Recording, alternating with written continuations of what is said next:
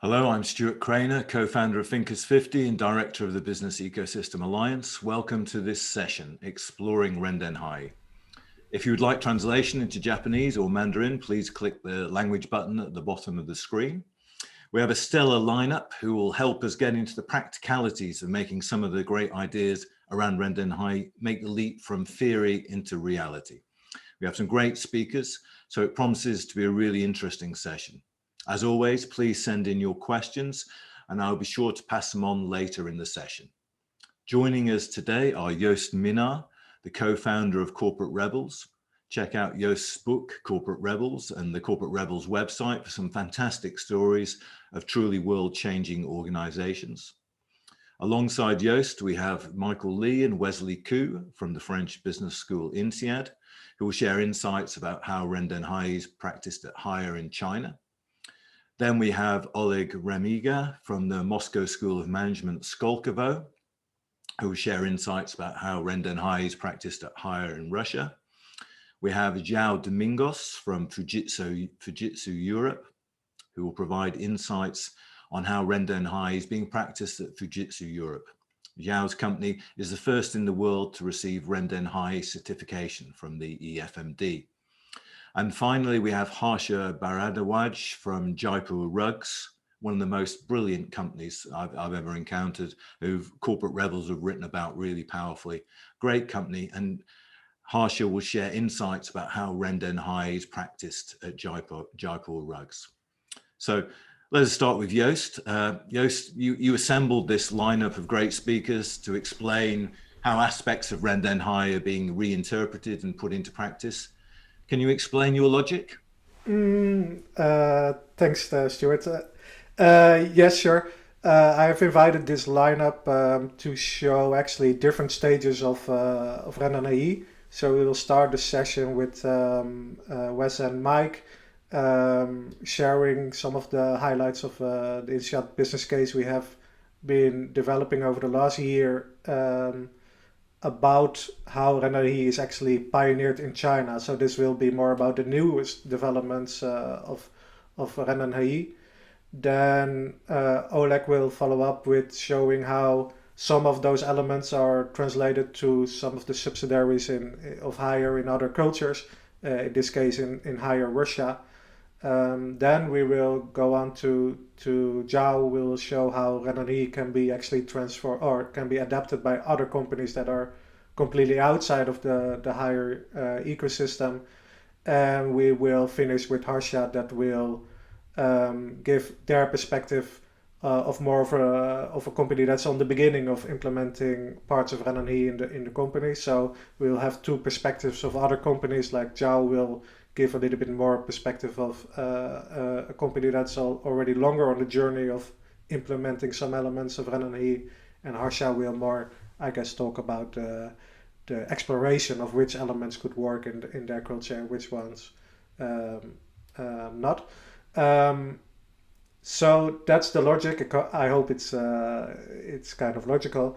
I will stop with that and give the floor to Mike. So Mike, please go ahead.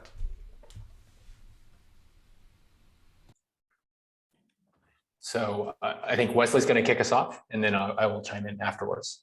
Thanks, Joost.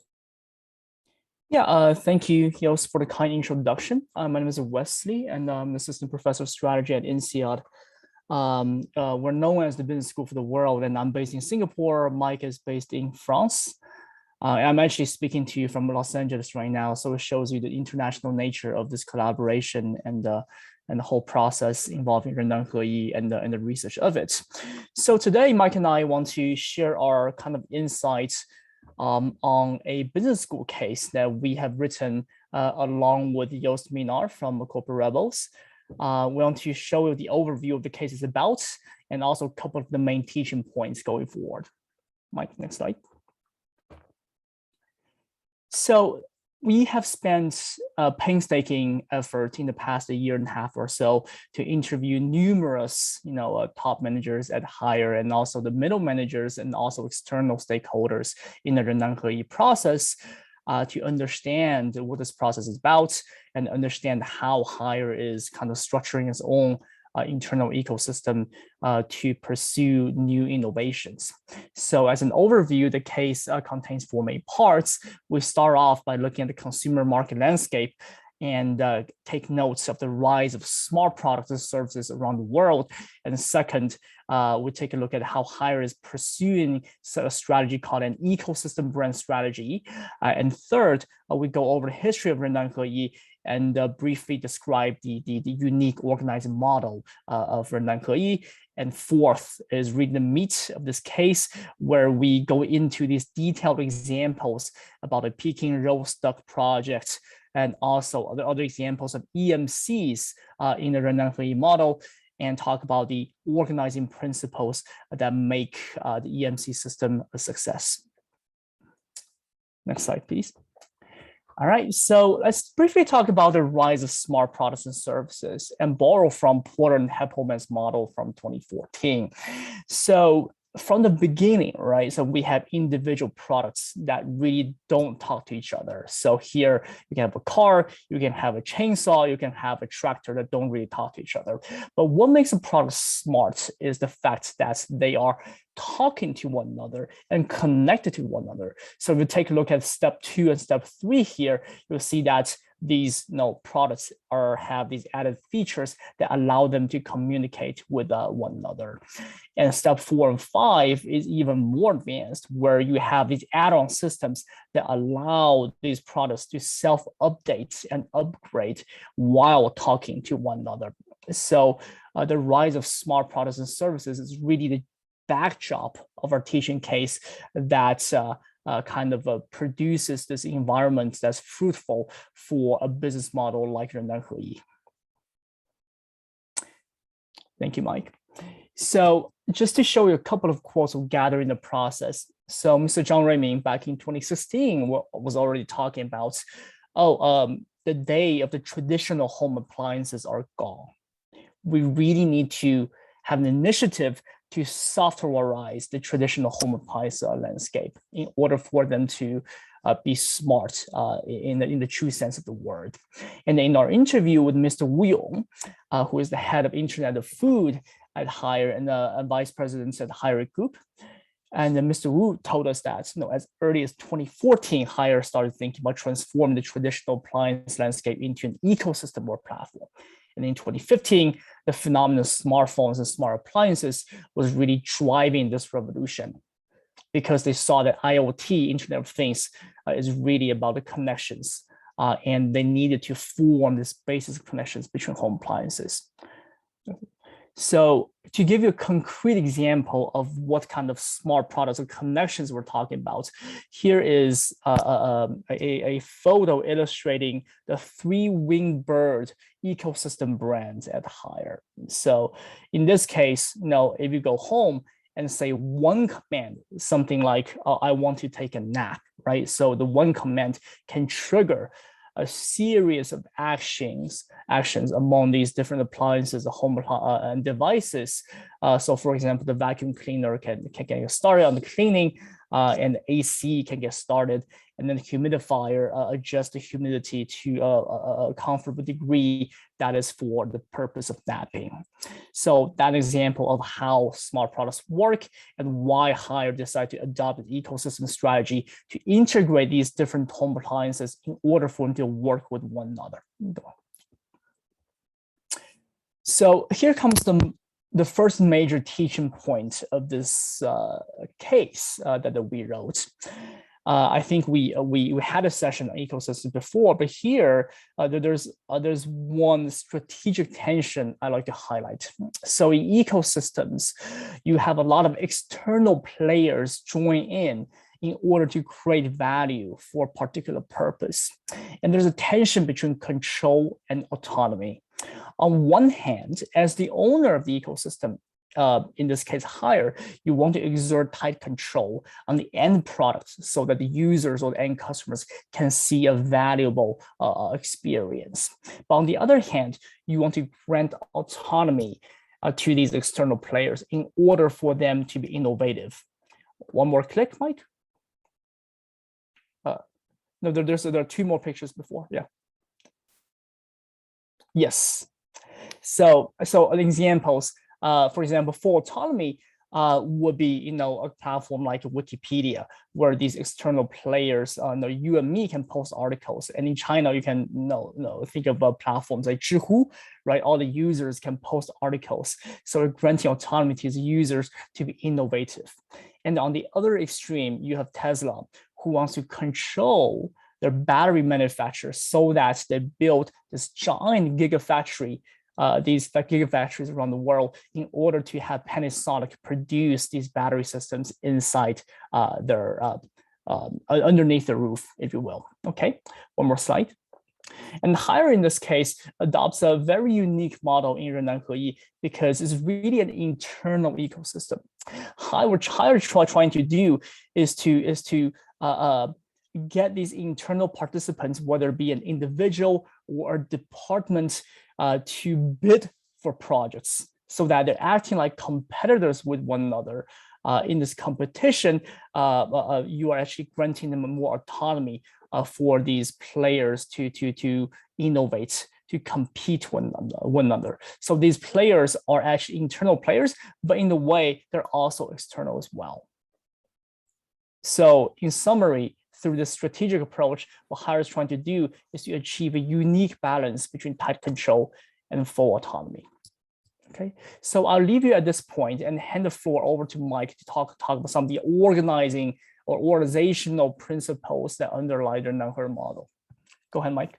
Thanks, Wesley. Yeah, and so just as a context, so Wesley is a professor of strategy, and so his interest in this case was really more at the strategic level, like the unique strategy that Hire has sort of adopted over the last several years. And I'm a professor of organizational behavior with a focus on organizational design. And so I was really interested in writing this case to explore the sort of unique and new features of the Rendanheyi model. And so as Wesley described, along with Hire's evolution, strategic evolution, they also evolved their internal organization.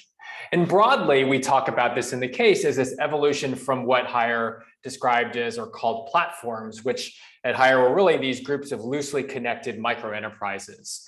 So often connected by product line, but otherwise not really coordinating or collaborating in any sort of meaningful way, to the newest sort of evolution of the model, which are the introduction of these ecosystem microcommunities or EMCs, which are coordinated networks of micro enterprises and also external partners that collaborate to create a set of integrated products and services. And so we really see this evolution as linking very clearly with the development of this strategy to focus on building these quote unquote smart projects, these smart products. And so let me sort of illustrate this. And we use this case, sort of this case within a case of the Peking roast duck project that was part of, was created by the Smart Cooking EMC. And this was the first project of this new EMC that broadly was interested in how do we bring sort of the experience of being at a restaurant and sort of the quality of those dishes and have that be possible at home. And this was really sparked, of course, with the emergence of the pandemic. And as people now were spending all of their time at home, this idea was really generated. And their first sort of project or target was to create the Peking roast duck. And for those of you who may not know about this or haven't had the privilege to enjoy this dish, this is a classic celebratory dish in China that goes back centuries. The preparation is extremely elaborate. It involves ducks, special ducks that are raised in a very particular way, and then a very unique and long preparation of the duck, and then finally roasting the duck, in some cases over, or at least in traditional ways, over a wood fire. And so as you can see, this is a very difficult dish to prepare at home, and most consider this as something you only eat out at a restaurant.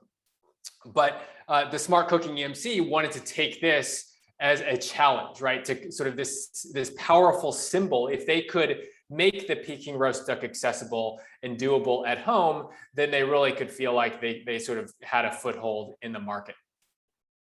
But this really required creating a very integrated, as you can see, experience, and required bringing together both micro enterprises, a variety of micro enterprises internally, and also external partners. And just to give you a highlight of that, so this is a quote from one of the members of this Smart Cooking EMC, and he talks about the challenges of sort of needing to design a whole process from the ducks, the farms, the factories, to the actual recipes, and then to the actual appliances that are needed, both the refrigerator to store the ducks at a very specific temperature, to the oven that actually cooks the ducks, right? And so they needed to bring all of these different nodes and partners together. And that's really where the EMC structure came in. It enabled this type of coordination and integration across boundaries. And so just to kind of highlight some of the critical pieces of the EMC structure, obviously we don't have a ton of time here, so just wanted to provide some of the key highlights. The EMC structure is really this lightweight structure that enables these flexible connections across boundaries and across nodes. And so there is some centralized approval for the creation of the EMC, and this ensures minimal alignment with the strategic sort of focus of the broader corporation, right? You don't want just any EMC to be started, but there are very minimal startup resources required. So it doesn't require generally hiring a lot of new staff. Instead, they're pulling staff from sort of these different MEs and also external partners. And they're using the profit sharing, sort of the guarantee, the shares of future profits to incentivize participation rather than needing to sort of provide guaranteed compensation. And this also incentivizes individuals to participate across status and seniority levels internally, as well as, of course, externally. There's the use of dynamic contracts. So they're called EMC contracts, which are evolving regularly. And what these EMC contracts do is they help establish clear expectations and help coordinate work. And then finally, there is the importance of the EMC leader, right? Because the leader actually has to set the vision for the EMC, has to convince others that this is a good idea, and has to be able to attract others to this idea and convince others that this is worth them putting in their time to actually work on this. And then also the ability to manage this fairly complex coordination and communication.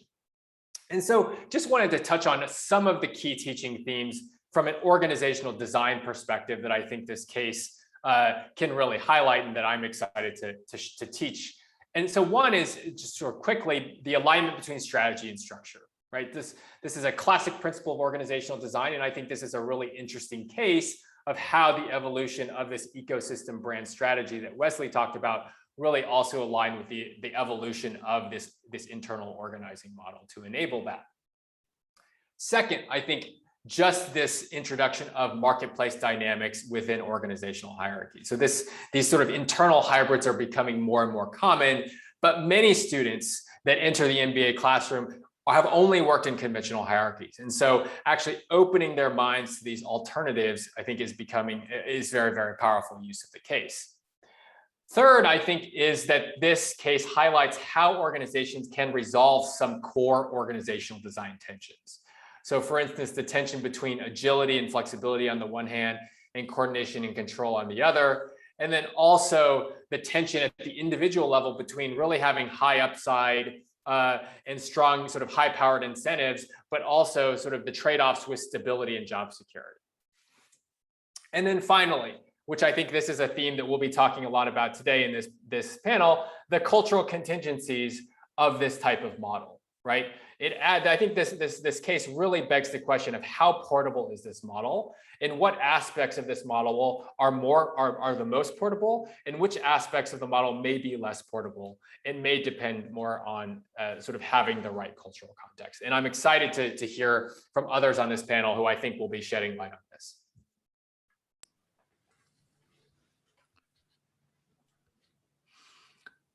Mike and Wesley, thank you very much. A quick question's come in from Stefan Burke, which he's asking about the the EMCs and whether that's altered by working remotely. Do they work remotely, or is it all face to face? I wonder how the pandemic's affected that.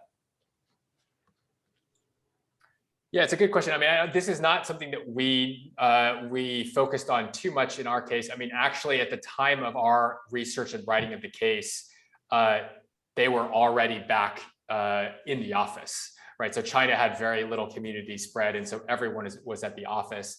I think it's an interesting question that we don't really explore is how virtual work might sort of be compatible or less compatible with this model. Can I jump in, Mike? Like I know that at Hire they have been working on introducing an online tool called the Workbench. I guess maybe later in the sessions they will talk about. Some people will talk about that. But this is like an online tool which they are developing now for 1.5 years, where they want to completely make all this kind of contracting and communication around contracts to do everything online. So this actually is running, and previously, before our research, they were doing many of the meetings offline. They were actually signing contracts on paper. Nowadays, that's different. Everything nowadays is happening online with like a communication channels where every member of the Hire ecosystem can approach somebody else without any boundary. Okay, thank you very much, Mike and Wesley. Sorry, we need to move on. We've got limited time. And now to Russia and Oleg. What's the Russian take on Rendanheyi? Dear Stuart, dear Yus, thank you so much for bringing us here, to all the participants, Chinese participants. Ni hao. So I would like to give actually 5 reasons why we believe Russian Hire has a huge success on the local market. We have been developing, we're still in the process of a case study about them. So this is the preliminary highlights and results which we get from them. So the first thing I would like to give you a short description of what infrastructure do Hire has in Russia. So they're starting their operations in 2013 by only having the sales team here and providing their products for Russian clients. Then, as of now, they're having actually 3 factories in Russia, one of which produces fridges and freezers, another is focusing on washing machines, and the third one is producing consumer goods and electronics. They are planning to build another factory in the field of creating spare parts, and now is making an R&D center. In terms of their volume, Hire is actually one of the biggest foreign investor from China in Russia in 2019. Their investments to the Russian economy was actually 50% of all Chinese investments to Russia. Very, very huge number. Very important factor which give them actually the success I'm telling about this structure is that their factories is actually made not in the western part of Russia where all the economic activities are, but in the Tatar region, in a special economic zone and industrial park where the cost of labor is pretty low, but the access to production chains are closer, and what's more, they have a special tax legislature there. So first factor which we find, it's not directly connected to Rendanheyi, but very important to the success of the company. This is, first of all, the focus on the production, because they started from the factory of by producing fridges and actually listening to the clients. This is the idea, zero distance to the client. They hear what the market needs, so they started from fridges, then go into washing machines, and then go into another electronic devices. And geography, which always matters in Russia, since we're a big country, so we always need to think where to start. The second thing, if you look at the organization structure of the Russian hire, there are actually two big EMCs under that. One of that is market EMC, and another is manufacturing EMC. If you look at the market EMC, they're basically under it. You can see all the processes which connected to sales, after sale services, marketing, and all that stuff. If you look at the manufacturing EFC, this is the standard production process where you got activities as manage the warehouse or supply chains, all that stuff. It's important so that Hire started to implement this kind of structure at the beginning of the expansion of the Russian market. And what's more, and I like that colleagues from Inside highlighted that in their notes, that the leaders of EMC was very crucial for them. So usually Chinese companies in Russia take Chinese experts and put them as the heads of the company. This time, the leader of the EMC was actually took from the industry. So he was professional, ambitious, motivated, who can really motivate and make the team works.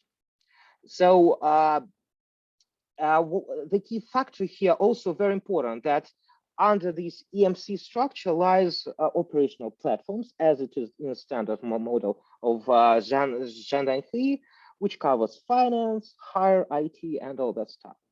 It's very important to look at the, how actually headquarters and the local office has been connected. So at the beginning, basically all the platforms was covered by headquarters. I mean, finance, basically legal, and all the team was executed from headquarters. So that was initial control within the company. But that was the year of 2013.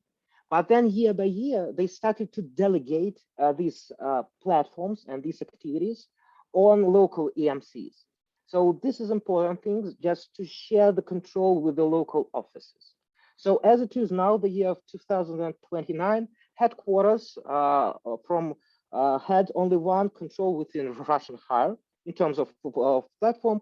This is the research and development and some product development activities.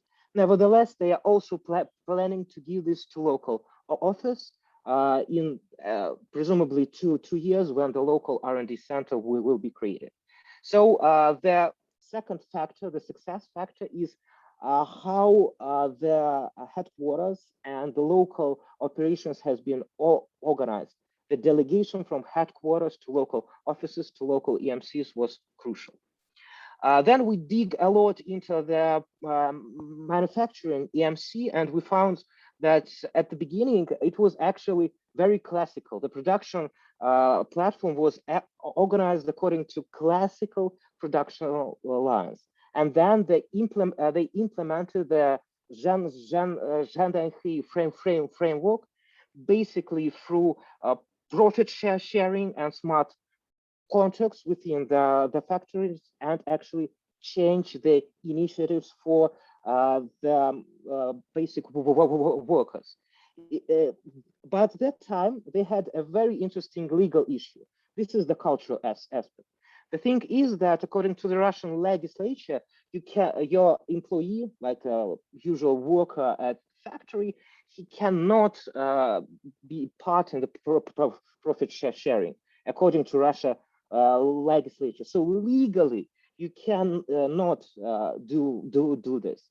So how Russia actually experimented on that, and through bonus management, they injected indirectly this incentive mechanism, and that actually spiked the innovations within the usual workers, within the manufacturing EMCs, and that was the crucial factor for Hire actually to develop the new models, effectiveness, and innovations within the productions lines.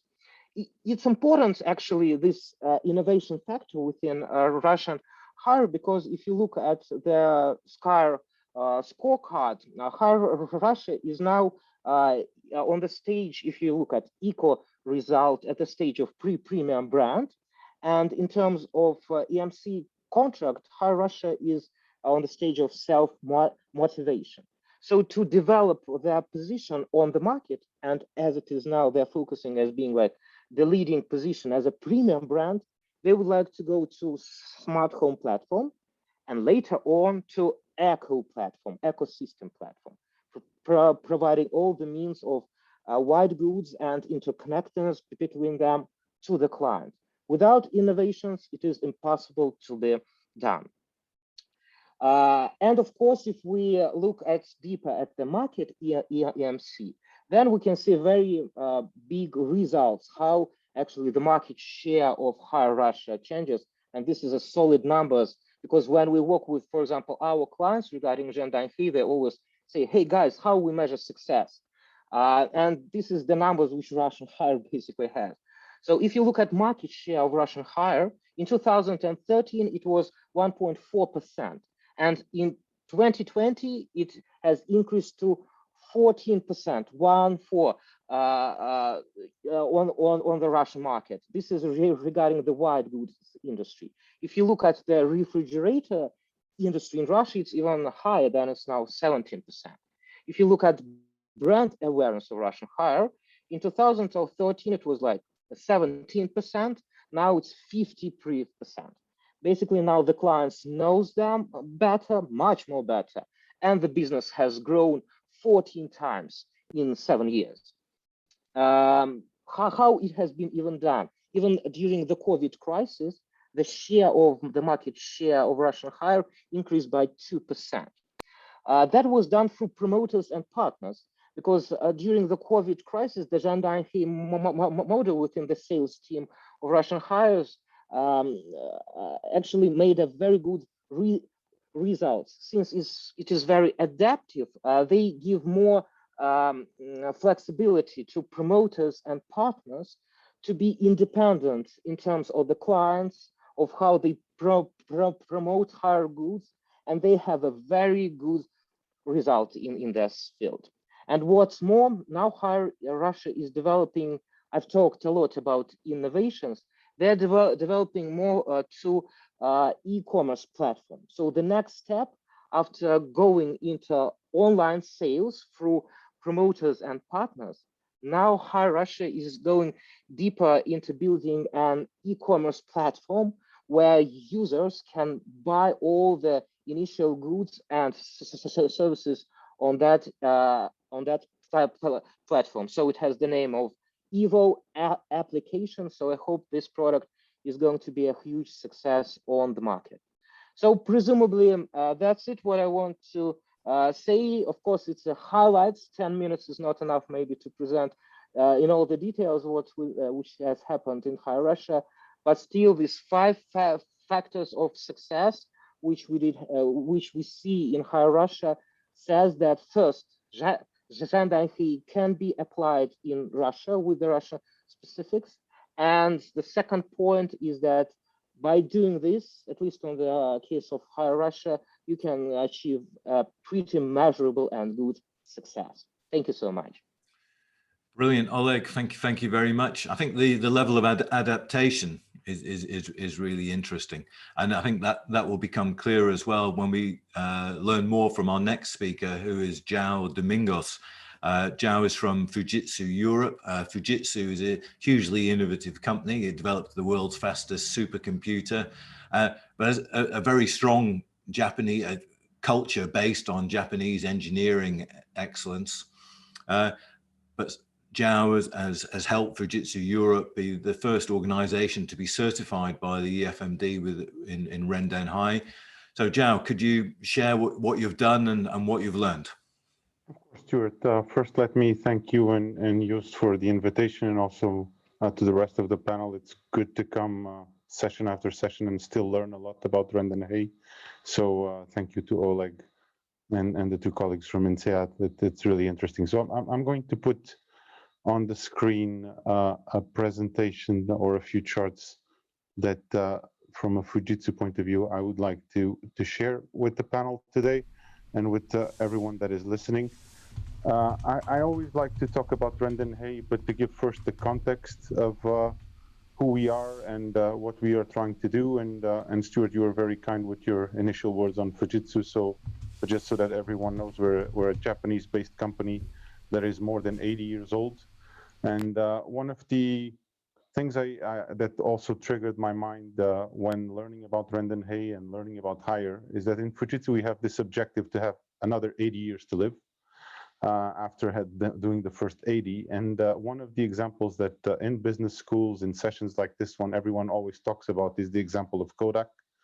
So Fujitsu is an organization that culturally also is afraid of missing out on opportunities. And the topics of innovation and adaptation are really important to us. So throughout time and through our more than 80 years of history, we have evolved and adapt. And we started actually as a telecommunication equipment manufacturer, who then moved into computer manufacturers and then into services business around IT. And our big objective today, and I think you'll see quite well how this links with the IoT paradigm shift that CEO Zhang from Hire talks about, is that we want to become a digital technology company that supports our customers in their digital technology challenges. So a key problem that we were facing at the time is that the organizational model that we had was too dependent on our traditional business. And what we saw is that the new areas of business around, again, digital technologies or cloud were not growing fast enough. We were very often outpaced by the market, not outpaced by our traditional competitors, but outpaced by new competitors, smaller, more agile companies that were faster in operating than us. So when I think 2 years ago, I had the chance to hear a session from CEO Zhang and hear the Hire experience, the micro enterprises concept resonated quite well with me as a vehicle to operate that change. So what we were looking for was to create empowered teams so that we could be faster in changing to the market. We wanted to create also an organization that from the point of view of the burdens that a big elephant type of company brings, takes the barriers out so that people can be closer to customers. So the zero distance to customer concept that I think, Oleg, you also mentioned for Russia. And this was a big shift for us. So we sort of broke our organization in 3 blocks. One that we call the sustaining the core, so the performance zone, so our traditional business, and making sure that we continue to drive that because the day-to-day of the company is dependent on that. Then obviously you have a group of functions and other departments in the organization that need to enable that performance to happen and drive productivity. But for the new areas, we decided to carve them out of our traditional business, and we created micro enterprises. So we as I think you also mentioned, Oleg, by the way, we for example, in Europe, there are certain things which were not possible for us in comparison to Hire. For example, the profit sharing mechanisms, etc., need to be different. So we used, again, bonus or incentive schemes. We aligned those. But with, let's say, adapting to our own reality and around the topics I mentioned, like digital business, clouds, and also cybersecurity, which were new areas we were exploring in Fujitsu. We created across the 5 of the countries that I manage 14 micro enterprises. And what we have done is we created then these 14 micro enterprises. We got together around 113 people, so that was our initial experience. We brought people that were before sort of broken into the different silos of the organization. So we brought people from sales, from our pre-sales departments, from our consulting units that work these teams, and we structured the micro enterprises with those individuals. We have made them budget owners, so they have P&L responsibility to the fullest, like if they were their own independent company. and we have delegated to them a group of, we call it delegation of authority, but a group of, or a decision-making power that we thought was relevant for them. So they are the ones who can define their own go-to-market strategy, so what they want to sell, to who they want to sell, and how to push those offerings. They don't need to ask any central authorization to do business, so they can approve deals, decide on margins, and move forward with that. They have also full delegation on hiring, on topics like training, travel expenses, and also they are free to design their own team governance schemes. So we don't impose any sort of meeting agendas or meeting schedules or things they need to do. So we try to take as much as possible that out of their way. There were some aspects that I was probably not as brave as some other Rendanheyi implementations.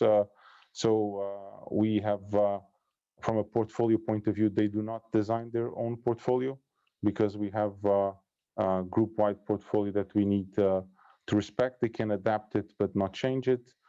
Topics like branding, for example, they cannot decide to get off the Fujitsu branding name.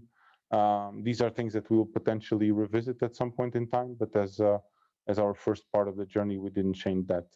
And then last point I would mention, which I think is quite important for companies who are not adapting just in one go Rendanheyi or micro enterprises to the entire organization. I think it's important that there is a cultural shift.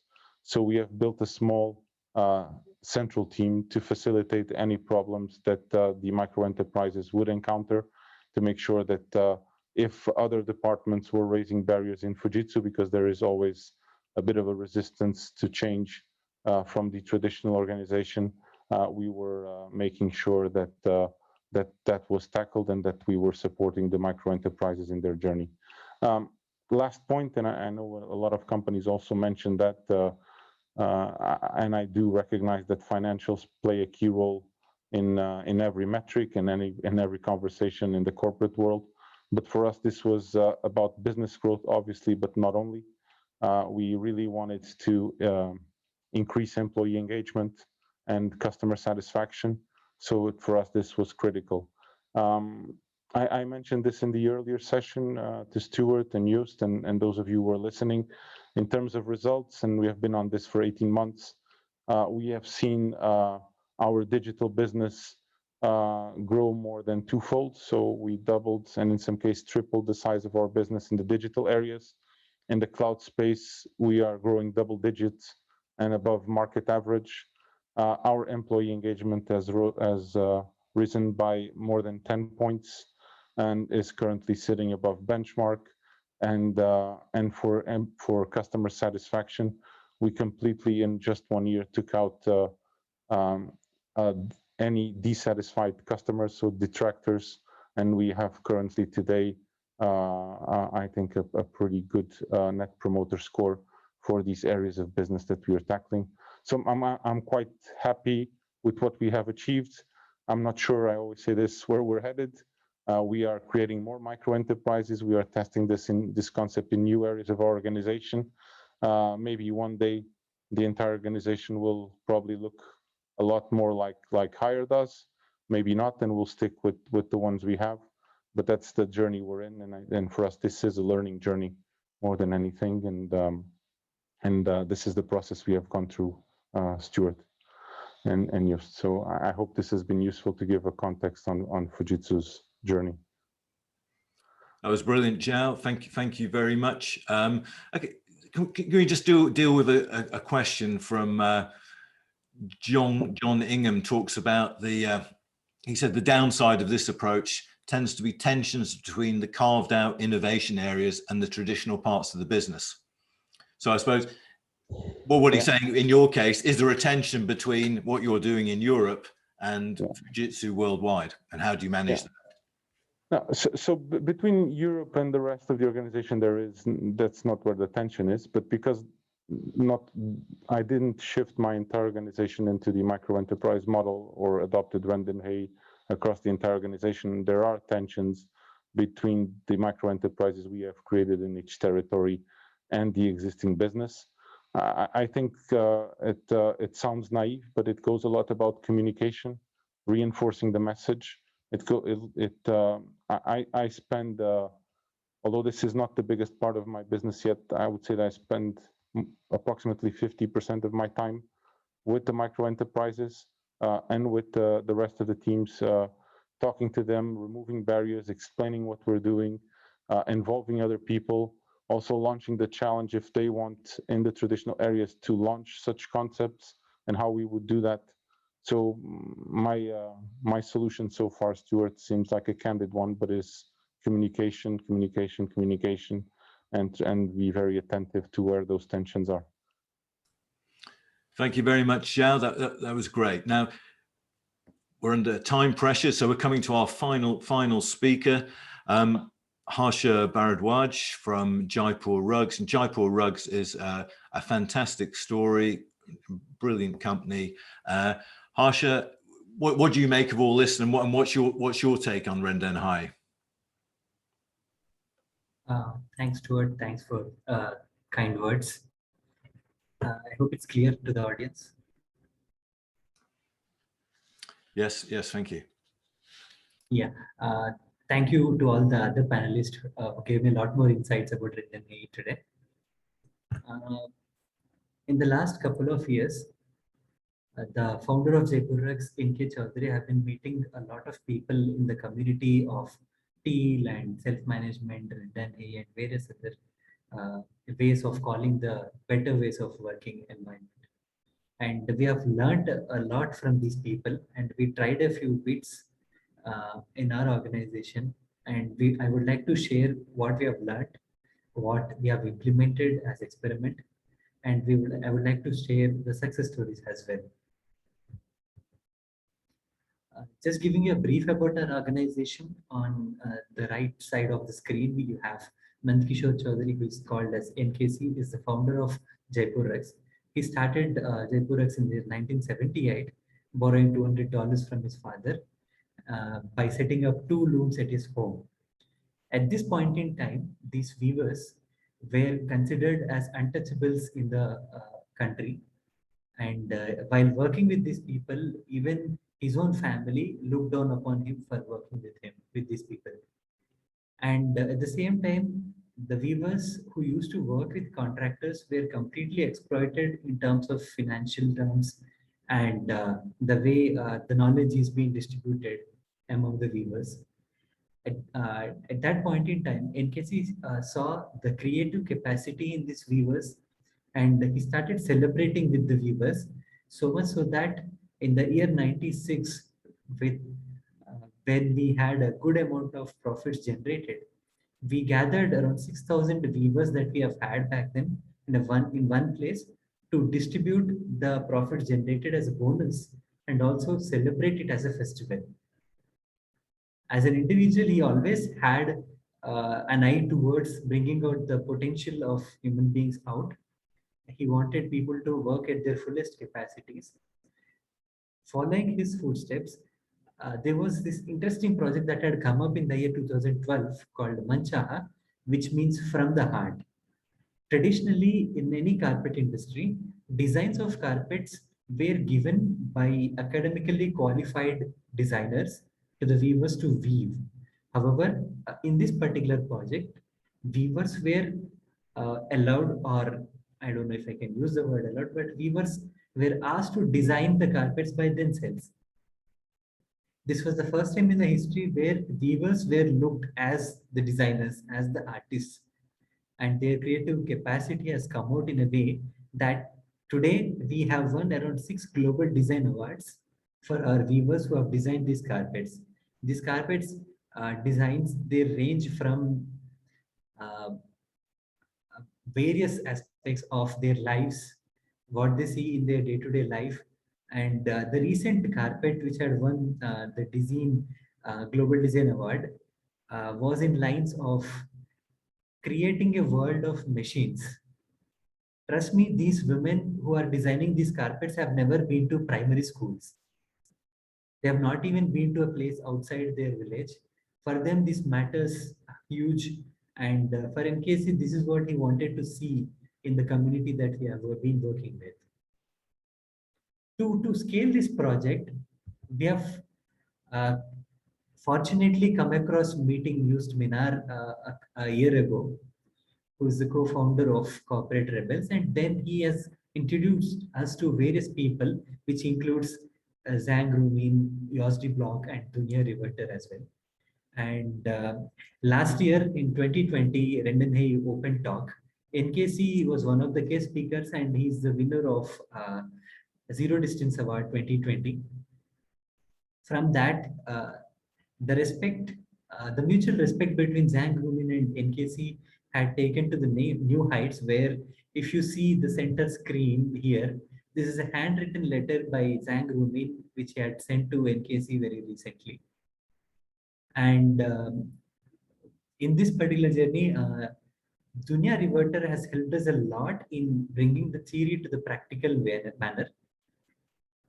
The whole of the project that we are experimenting on with our weavers has been co-created with Dunya Reverter. And we have picked up a few lessons which we wanted to adapt. Few of those are self-managed teams and a standard rhythm, building ownership among the weavers, and peer-to-peer learning as well as feedback. And this is what we are doing right now. If you look at the screen, consider these as the weavers of a particular loom. We might have 1 to 6 weavers on any particular loom, and they work in different villages across 600 villages in the rural parts of India. And traditionally, the system is like that we have allocated a bunch of villages into each branch.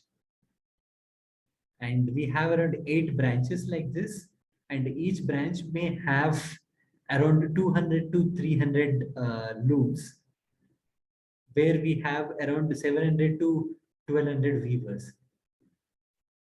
And traditionally, the system has been developed in a way that each branch has a branch manager under whom there are 4 to 6 quality supervisors whose responsibility is to monitor the progress of the carpets and the quality of the carpets. Over the last 40 years, because of the way we started working in this manner, it has become the way that the relation between organization and weavers has become more of a transactional one, and quality, the ownership of the carpet were not considered to be a part of weaver's job role. And they were also happy because they had somebody else to take care of the carpet's quality. However, in the traditional system, it is expected that the weavers who are weaving the carpets are to be able to take the quality aspects of the carpet as well. And what we did in this experiment is that we have reorganized these looms into groups. In each group, we may have 2 to 4 looms, where we may have up to maximum 14 number of weavers working as a team. These weavers have been weaving for about 20 to 25 years in their lives, and they are well aware of all the aspects of weaving a carpet. However, since we have started calling quality supervisor, and it looked like it is their responsibility to take care of the quality of the carpet, weavers never bothered to take care of the quality aspects of the carpet. And now, after reorganizing these groups, we have seen, we have informed weavers, we have asked weavers to support each other in their particular group.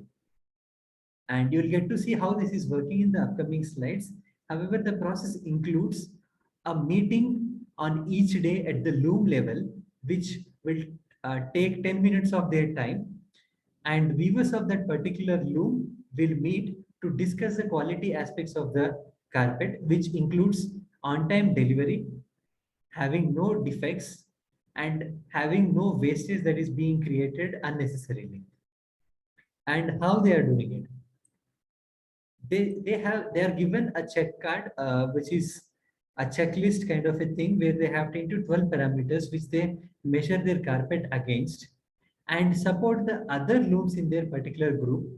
And when they need any support, they would approach quality supervisors, who are now termed as quality coaches.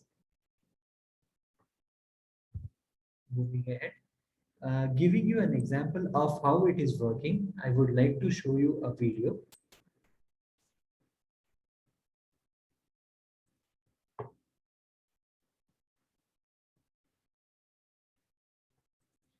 I hope the audio is clear. Yeah, there's no audio, Harsha. Is it better now? No audio or video. No audio or video? Okay. You need to stop sharing the screen. Yeah, I guess.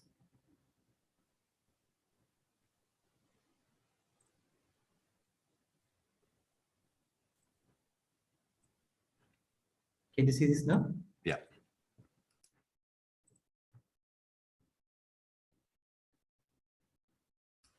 No sound though, Harsha. Sorry? There's no audio. You need to enable screen sharing with audio. Can you help me with this? Sorry.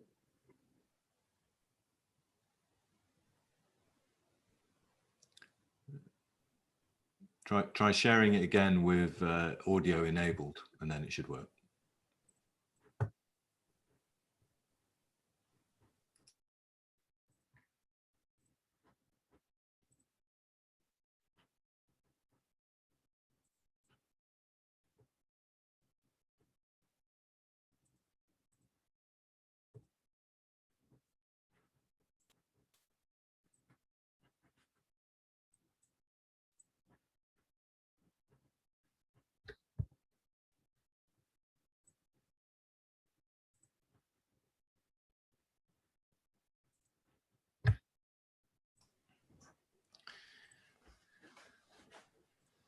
Yeah, Harsha.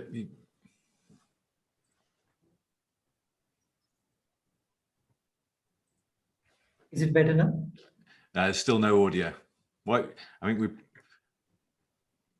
No worries. I'll just go through the presentation. Yeah. Okay. Thank you. No worries.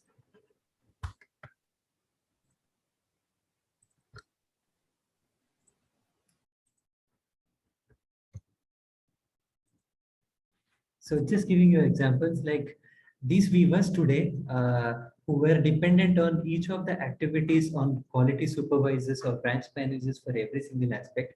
Today, if you look at these case studies, weavers are able to measure the progress of the carpet, and they are able to repair the looms, and they are able to check the defects of the carpet all by themselves. They don't wait for the quality supervisors or branch managers to arrive at their place to check for them, and they don't wait for any other instruction to move ahead in the process of weaving. And we are in our baby steps right now. We could see a few glimpses here and there.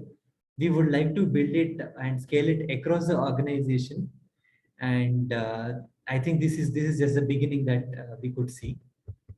And just speaking the philosophy of our founder NKC, he always says that business is next to love. It is a creator and preserver of the civilization. And he would like to see Jaipur Rugs becoming a global business ashram, where he would want to see people enjoy the empathy, creativity, and innocence of every stakeholder who is involved with this organization. Thank you so much for the time. Thank you very much. Thank you very much, Harsha. It'd be good if you could share the YouTube link in the chat box. Would be really useful. Definitely. So see that. So we've heard some brilliant stories. Zhao from Fujitsu's talked about bravery. We've seen Harsha talking about giving power to the weavers. Oleg talked about adaptability in Russia, and we've seen the rise of the ecosystem brand with Mike and Wesley. Joost, what holds all this together? Good question. I think what's important to understand is that we saw with this cases that Hire in China is actually pioneering still the field. So they are where we see they are working on this kind of ecosystem thinking, taking the Rendanheyi philosophy like step ahead of the crowd. So if we see the other cases that adopt like elements like micro enterprises, self-managing teams, maybe some internal contracting, we see that many of the other companies that adapt Rendanheyi are still adapting parts of Rendanheyi that Hire already practiced maybe 10, 15 years ago in their organization in China.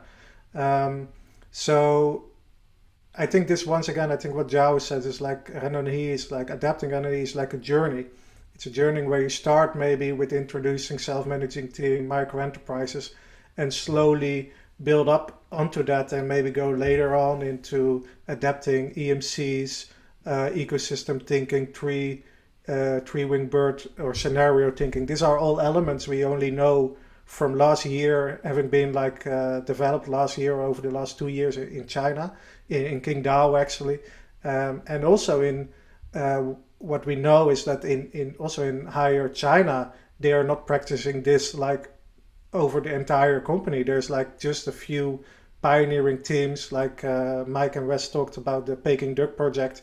This is actually the team or the micro enterprise that pioneered the EMC concept and did this like digital platform connecting all the micro enterprises has been only active in Hire for maybe 1 year. So I hope that was illustrated by this session that you can even practice Rendanheyi if you only start with micro enterprises, and it might be even wise to do so and not go into copy pasting models one-on-one directly into your own organization. Yeah, I mean, I think what I'm taking away is that Rendanheyi isn't a model that's imported en masse. It's kind of a smorgasbord of really interesting and innovative management behaviors, which you can pick and choose to a greater or lesser extent. We're out of time. I really appreciate input from everyone here. We've heard from Mike Lee and Wesley from INSEAD. Wesley can now go to bed.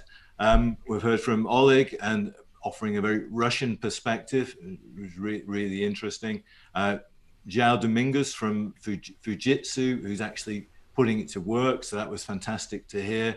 And Harsha from Jaipur Rugs, which is an inspiring and really interesting story. So thank you very much for everyone who's joined us. Thank you for the interesting debate in the chat box. And thank you to all our speakers. Thank you. Thank you so much. Thank you.